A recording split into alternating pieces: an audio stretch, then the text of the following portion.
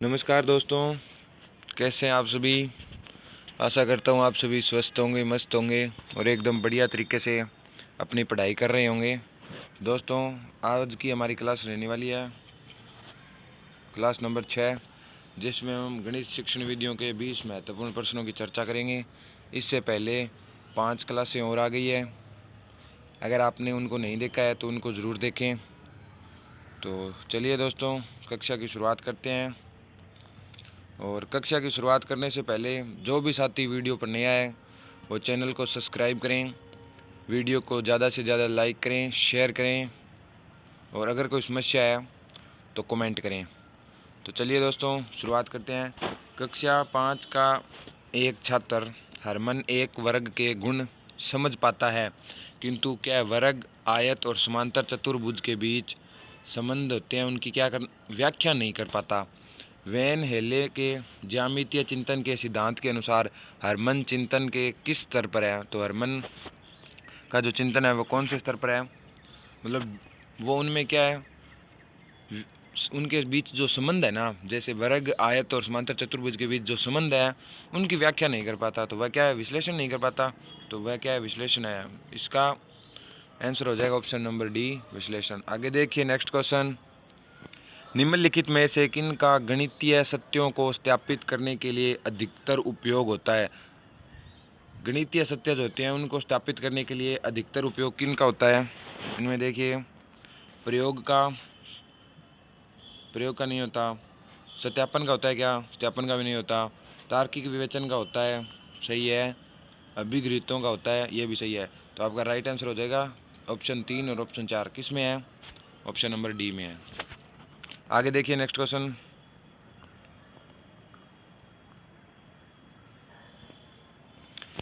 निम्नलिखित में से कौन से गणित का अधिगम करते हुए सौंदर्यपरक मूल्यों के विकास के लिए सहायक है। जो गणित के सौंदर्यपरक मूल्यों के लिए सहायक है वो बतानी है।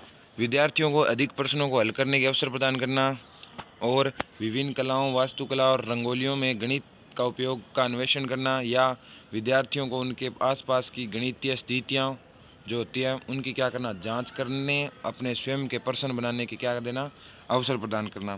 तो इसका आपका राइट आंसर हो जाएगा ऑप्शन नंबर बी और option number C. Option A गलत होगा, क्योंकि उसमें क्या है, विद्यार्थियों को अधिक प्रश्न हल करने के अवसर में गणित में जो अधिगम होते हैं उनमें नहीं होता। तो ऑप्शन नंबर 2 और ऑप्शन नंबर 3 इसका राइट आंसर हो जाएगा। ये किस में है, तो ये है आपके ऑप्शन नंबर सी में। तो इसका राइट आंसर हो जाएगा ऑप्शन नंबर सी। आगे देखिए नेक्स्ट क्वेश्चन। व्यक्तियों का उनके स्वयं के पिछले प्रदर्शन या स्कोर के सापेक्ष उनके प्रदर्शन या अंकों की तुलना की जाती है। अर्थात जो व्यक्ति होते हैं उनके स्वयं के जो पिछले प्रदर्शन होते हैं और उनके सापेक्ष जो प्रदर्शन होते हैं उनके अंकों की तुलना किस में की जाती है, बेंचमार्क आंकलन में, या इप्सेटिव आंकलन में, या मानदंड संदर्भित आंकलन में, या सामान्य संदर्भित आंकलन में। तो इसका राइट आंसर हो जाएगा ऑप्शन नंबर बी, अर्थात इप्सेटिव आंकलन में क्या होता है, उनके प्रदर्शनों की, अंकों की क्या की जाती है, तुलना की जाती है। आगे देखिए, निम्नलिखित में से कौन सा प्राथमिक स्तर के गणित में आकृतियाँ का परिचय कराने का क्या है, मुख्य उद्देश्य हो सकता है या हो सकते हैं। तो इसमें देखिए आप, दृश्यकरण कौशल का विकास है क्या, दिक् स्थान संबंधी विवेचन कौशल का विकास है क्या, हाँ ये हो जाएगा राइट। आकृतियों के नाम याद करना है क्या, ये हो जाएगा राइट। तो आपके ऑप्शन नंबर 2 और ऑप्शन नंबर 3 सही है। तो इसमें किस में है, ये ऑप्शन नंबर डी में है। तो इस प्रश्न का राइट आंसर हो जाएगा ऑप्शन नंबर डी। आगे देखिए नेक्स्ट क्वेश्चन।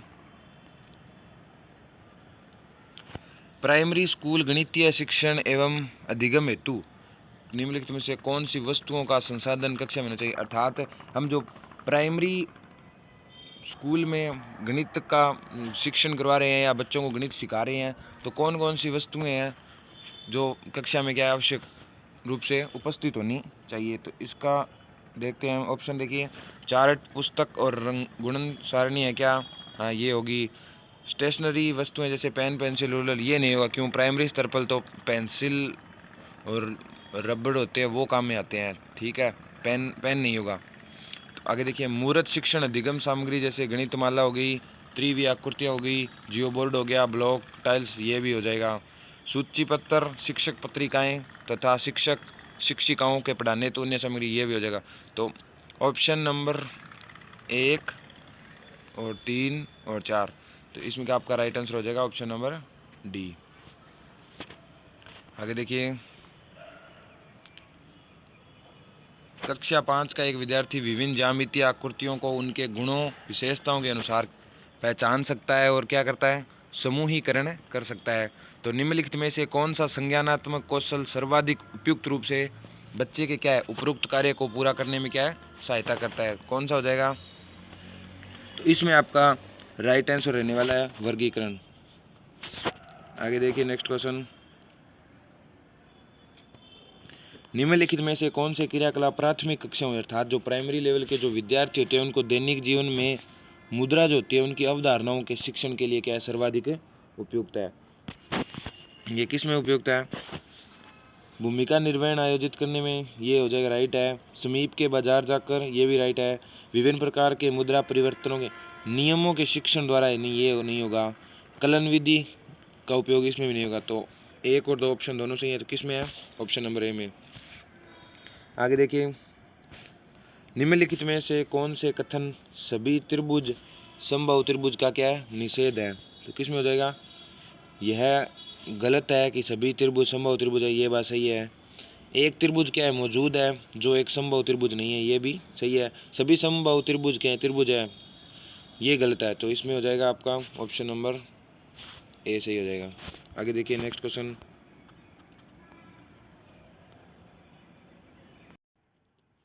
आगे देखिए नेक्स्ट क्वेश्चन, निम्नलिखित में से आंकलन की कौन सी तकनीक है जो वो गणित में रचनात्मक आंकलन का हिस्सा नहीं है? साथ जो गणित में रचनात्मक आंकलन का हिस्सा है वो कौन सी नहीं है? पोर्टफोलियो है, रूब्रिक्स है, अवलोकन है या स्तर अंतः परीक्षा है? तो इसमें आपका राइट आंसर हो जाएगा ऑप्शन नंबर डी, अर्थात ये तीनों तो है और जो आपकी सत्र अंतः परीक्षा ये नहीं है। तो आगे देखिए नेक्स्ट क्वेश्चन, गणित की शिक्षा के लक्ष्यों की तुलना में निम्नलिखित में से कौन सा जो कथन है वो गणित शिक्षा के उद्देश्यों के लिए क्या है, सही नहीं है? कौन सा कथन है वो गणित शिक्षण के उद्देश्यों के लिए सही नहीं है? उद्देश्य विशिष्ट एवं संकीर्ण होते हैं, ये तो क्या है, सही है। उद्देश्यों का आंकलन हो सकता है, ये भी सही है। उद्देश्य क्या है, अति विस्तृत एवं सामान्य होते हैं, ये नहीं हो सकता। और उद्देश्य सरल और शिक्षण अधिगम प्रकार से संबंधित होते हैं, ये हो सकता है। तो ऑप्शन नंबर आपका हो जाएगा सी इसमें। आगे देखिए, संख्या में कम वस्तुओं को बिना गिने तुरंत सही संख्या बताने की योग्यता को क्या कहते हैं? अर्थात जो संख्या होती है उसमें जो कम वस्तुओं को बिना गिने ही तुरंत सही संख्या बताने की जो योग्यता होती है ना, उसको क्या कहते हैं? तो उसको कहते हैं सबटाइजेशन। क्या कहते हैं? उसको कहते हैं सबटाइजेशन। तो इसमें आपका राइट आंसर हो जाएगा ऑप्शन नंबर बी। आगे देखिए नेक्स्ट क्वेश्चन, निम्नलिखित में से कौन सी गणित जो है वो अधिगम अर्थात सीखने की जो सामग्रियों का उपयोग चार भुजाओं के बहुभुज की आकृति में परिवर्तन को प्रदर्शित करने के लिए किया जा सकता है? तो कौन सा है जो आकृतियों में परिवर्तन जो होता है उसको प्रदर्शन करने के लिए किया जाता है? तो इसमें आपका हो जाएगा ग्राफ पेपर होगा क्या? हाँ होगा, इस ये राइट है। जियो बोर्ड नहीं होता इसमें, कैलकुलेटर भी नहीं होता, स्केल होता है। तो इसमें हो जाएगा ऑप्शन ए और चौथा, अर्थात ऑप्शन नंबर 1 और ऑप्शन नंबर 4 राइट आंसर हो जाएंगे, इसलिए इसका राइट आंसर उत्तर हो जाएगा ऑप्शन नंबर बी। आगे देखिए नेक्स्ट क्वेश्चन, राष्ट्रीय शिक्षा नीति 2020 के अनुसार कक्षा 1 से पूर्व प्रारंभिक बाल्यावस्था अवधान एवं शिक्षा अर्थात ECCE का उद्देश्य क्या है? उद्देश्य क्या होना चाहिए ECC का पूछा है। तो इसमें क्या होगा, शिक्षार्थियों में परिकलन कौशलों का विकास करना है, या शिक्षार्थियों में मूल गणन कौशलों का विकास करना है, या बच्चों को संख्याओं के नाम लिखना सिखाना है, या बच्चों को गिनती एवं गुणन पढ़ याद करवाने हैं? तो इसमें इसका राइट आंसर हो जाएगा ऑप्शन नंबर बी, अर्थात जो शिक्षार्थी होता है अर्थात तो विद्यार्थी होता है उसको मूल गणन कौशलों का क्या करना है, विकास करना है। आगे देखिए नेक्स्ट क्वेश्चन, निम्नलिखित में से कौन सी युक्ति कक्षा के में गणितीय संप्रेषण की वृद्धि के लिए सर्वाधिक उपयुक्त है? अर्थात जो गणितीय संप्रेषण की वृद्धि के लिए सर्वाधिक उपयुक्त है वो युक्ति कौन सी है? तो वो युक्ति हो जाएगी, जब भी विद्यार्थी स्वयं समस्या को हल करते हैं तब शिक्षक श्यामपट्ट पर सही उत्तर लिखता है, ये होगा क्या? ये नहीं होगा। शिक्षक विद्यार्थियों को समस्या के समाधान में छूटे हुए चरणों को लिखने के लिए कहता है क्या? नहीं, ये भी नहीं होगा। शिक्षक विद्यार्थियों को समस्या हल करने की अपनी युक्ति को समझाने के लिए क्या करता है, प्रोत्साहित बनाता है। ये हो जाएगा। शिक्षक गणित की कक्षा में केवल स्टिक संप्रेषण पर बल देता है, नहीं ये नहीं होगा। तो इसमें आपका राइट आंसर हो जाएगा ऑप्शन नंबर सी, अर्थात जो शिक्षक है वो विद्यार्थियों को समस्या हल करने की, जो अपनी युक्तियों को समझाने के लिए क्या करता है, प्रोत्साहित करता है। तो दोस्तों ये थे आज की हमारी वीडियो के शिक्षण वीडियो के महत्वपूर्ण प्रश्न।